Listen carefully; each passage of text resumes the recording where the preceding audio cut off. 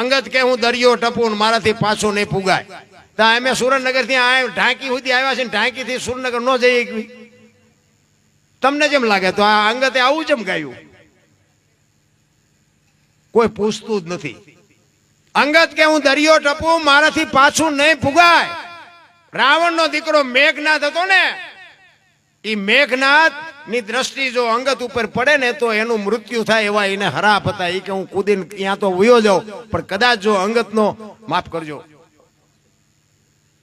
રાવણ નો દીકરો મેઘનાથ ની જો દ્રષ્ટિ મારા ઉપર પડશે તો હું પાછો નહીં આવી શકું.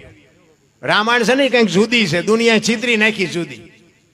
રામચંદ્ર પરમાત્મા કે હણિયું મારવા ગયા, હોનાનું હરણ હતું કે હોનાનું હણિયું અત્યારે આવ્યું હોય તો આપણે ન માનવી કે હોનાના હણિયા નહીં હતા હોય. તો રામને નહીં ખબર પડી હોય કે હોનાના હણિયા ન હોય. પણ રામાયણ બતાવે છે કે મોહની વાયા જે પાદરા દોડવા માંડે ને એનું વાયા ઘરમાં પતન જ થાય. મોહ વાયા બહુ દોડવાની જરૂર નથી. રામાયણ કંઈક જુદી છે, તમને મને મગજમાં બેહતું જ નથી ભલામણ. હનુમાનજી મહારાજ બાપુ એક અદ્ભુત પાત્ર જેને કહેવાય. રામાયણમાં એક હનુમાનજી નો હોય ને રામાયણ એક થોથું થઈ જાય ભલામણ. રામાયણ તો રામાયણ છે. અંજની જેવી માં જનેતા હોય અને એના જે દીકરા હોય, એક બાળપણમાં માં અંજની હનુમાનજી મહારાજને પૈપાન કરાવે અને એ વખતે માં ભગવતી અંજની રોવે છે. અને હનુમાનજી વિચાર કરે કે દીકરો જન્મ્યા પછી માને ગમે એટલા દુઃખ હોય તો ભૂલી જાય. હું આવ્યા પછી મારી માં રોવે, હું કેવો અભાગ્યો કહેવાય. અંજની માં કહે છે બેટા તું અભાગ્યો નથી પણ અભાગણી હું છું. મને એવા ઋષિના હરાપ છે કે તને દીકરો થાશે નહીં, અને થાશે ને તો હવા પોર દી ચડશે ને તારો દીકરો ગુજરી જાય. એ હવા પોર દી ચડશે અને તારો દીકરો ગુજરી જાય એમ કીધું ને તેથી હુંકાર કરી અને બાપુ હુરજ નારાયણને પકડી લીધા. હુરજ નારાયણને ઉગવા ન દીધા. સમય વિયો ગયો, દેવો ને દાનવો બધે હાહાકાર થઈ ગયો. અને વાતે હાજી ને એક દી નો ઉગે હવે ડબલા જડે. હુરજ નારાયણ ઉગે નહીં એક દી તો થાય શું? બધા વિચાર કરે આજ હુરજ નારાયણ કેમ હુઈ રહ્યા. બધા જોયું હનુમાનજી કેદ કરેલા. હનુમાનજીને કે છોડી દો કે નહીં છોડું. બાપુ જો આ માનું કામ કરવા ગયા હતા એટલે મા બાપનું કામ કરવા જાઓ ને બાપુ જિંદગીમાં કોઈ દી ખીલી ખટકો ન થાય આપણી ગેરંટી. નકર હનુમાનજી ની પાસે સૂર્ય રહે જ નહીં, પણ માનું કામ કરવા ગયા હતા સૂર્ય ભગવાન છૂટી ન હોય કે હનુમાનજી પાસે.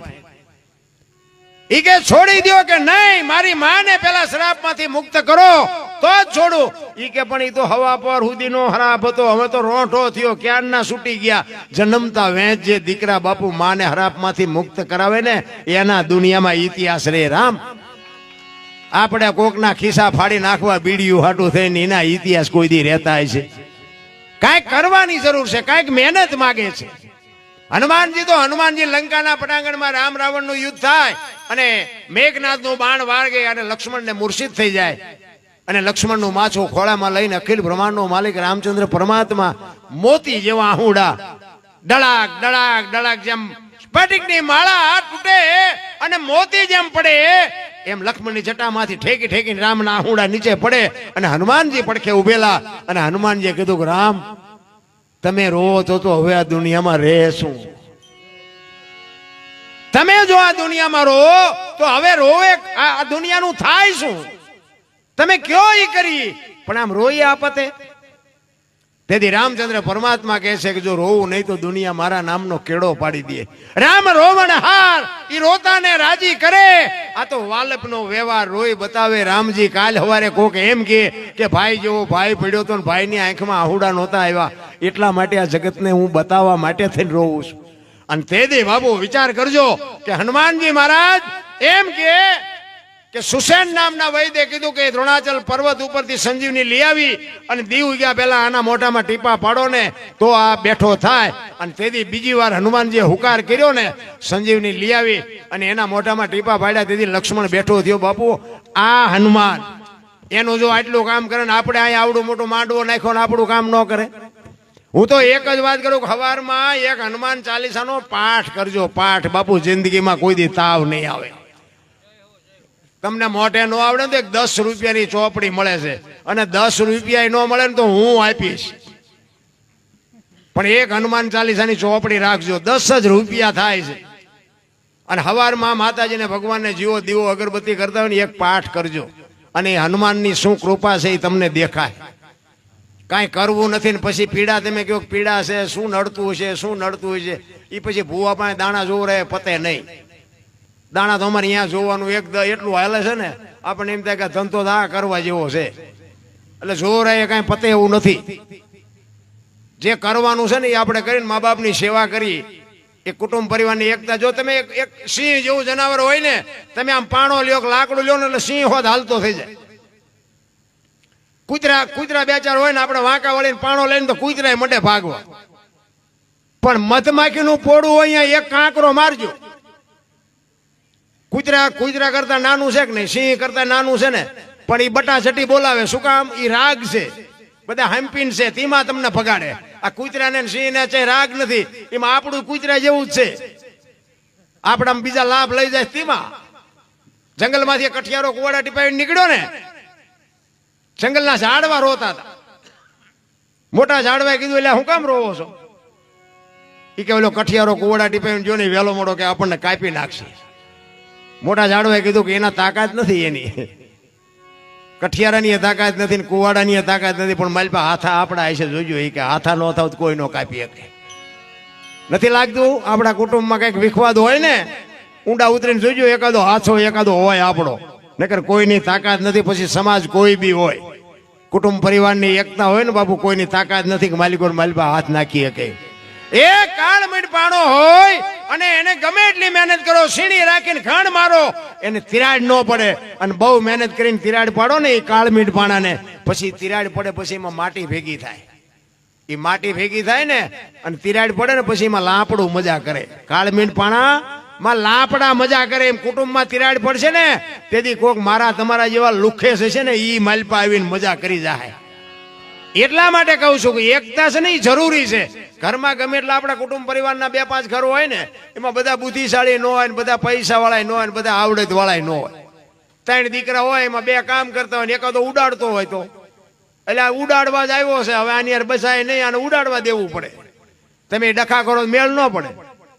કહેવાનો મારો મિનિંગ જે છે ને નિભાવી લેવાની વાત છે, અને નિભાવી લો ને એમાં જીવવાની મજા આવશે. અને જેટલું ભગવાને આપ્યું છે એમાં સંતોષ માનો. આપણા ગઢાએ બાપુ સારું લુગડું નથી પહેર્યું, સારું વાહનની તો વાત જ ક્યાં કરે, ટાંટિયા તોડીને મરી ગયા. હવે આપણે અત્યારે મુંબઈ ને કલકત્તા જઈને આવવું હોય તો હાજે ઘરે આવતા રહ્યો, તોય તમે જોવો તો બધા રોવે જ છે. અમારી પાસે કઈ નથી, અમારી પાસે કઈ મરો કઈ ન હોય તો શું જોવે છે એ નથી ખબર પડતી. અરે કેવડું આમ તમે એક પાસે જાઓ ને તો કે છૂટા ખૂટી રહ્યા, ધાબુ ફરવું. બીજા પાસે જાઓ તો કે ડોબું વિયાણું, દોવા નથી દેતું. બીજા પાસે જાઓ કે છોકરાને બહુ વેવાય તેડી ગયા, મોકલતા નથી. બીજા પાસે કે ચૂંટણીમાં ફોર્મ ભર્યું છે પણ જીતું નક્કી નહીં. બીજા પાસે જાય તો કે પોલીસ વાળા કે છોકરાને લઈ ગયા, જામીન ચડતા નથી. આપણે એમ તો ખરી આખી દુનિયા રોવે જ છે, આપણે ક્યાં રોવું? હે અરે હરીને મેળવવા તો મીરા રોવે, નરસિંહ રોવે, જેઠીરામ રોવે. બાપુ અખિલ બ્રહ્માંડના માલિકને મેળવવા એમ કે માણાનો અવતાર આપ્યો અને આ દુનિયામાં અમે આવ્યા, જો તારી આભા ન થાય તો અમારો અવતાર ફોગટવ્યો જાય. રામ ઈશ્વરને મેળવવા મહાપુરુષો રોયા. તમને મને કઈ પીડા જ નથી. હાકડીમાં આવી તો હનુમાન ચાલીસા ચાલુ કરવી તો એ હનુમાનને ન ખબર હોય બેટા જિંદગીમાં બોલ્યો નથી તું બોલ્યો સાંભળે.